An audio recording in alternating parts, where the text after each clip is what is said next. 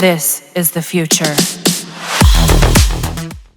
So I think what it helps do is it'll definitely help accelerate the digital transformation, because it's also giving a framework to the organizations which were possibly not doing it for various reasons. And it could have been inertia, it could have been the lack of awareness, it could be multitude of reasons. But now when the organizations are planning their next step of digital transformation, or whether it's manufacturing or any other organization, outside of the people who are already heavily regulated, they will build this into the framework of their architecture as they're planning their technology framework.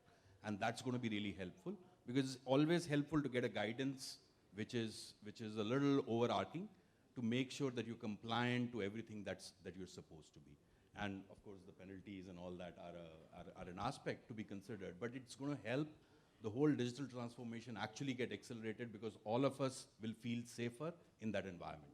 Actually, Mr. Gupta did that for me, so he answered that question also in a very, very articulate fashion. What we're seeing is that the customers and across segments, industries, sizes, are going to look at better ways to store, manage, and protect the data, right? And that's going to be the thing that's going to span across, and this act is only going to amplify that. What you see the reality today is that what Sir was alluding to, that you have your business data, your multitude of data coming in from various sources. It can be coming from edge, or getting generated in your own core systems, or something on the cloud, or your custom interactions, and so on and so forth. And it's now possibly scattered across multiple systems everywhere. So you've got to figure out a way which is going to help you better store, better manage, and definitely because of the act, and not just because of the act, just because it is also important for your business and for your day-to-day operations, is how do you protect that. So you will see technologies that we're talking about come into play, where can I have a system where I might have multiple disparate systems spread across my entire landscape, and they could be in various parts of the country or the globe. Can I have a way to actually view and manage all of it at the same point of time? Do I have hence a mechanism to make the right set of data available to the right owner? Not everything can be made available to everyone. So there has to be rights, and there has to be a policy around that.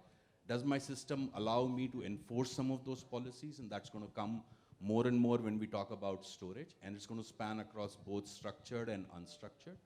And it spans across the manage aspect as well. And then the third, which is very, very important, which I think everybody alluded to earlier as well, is the whole secure aspect. How do I protect this data?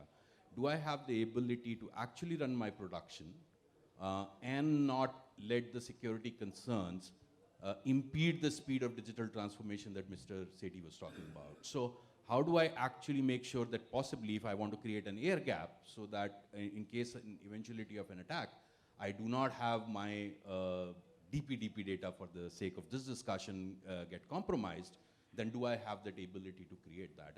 And my colleague is going to talk about it later in the day.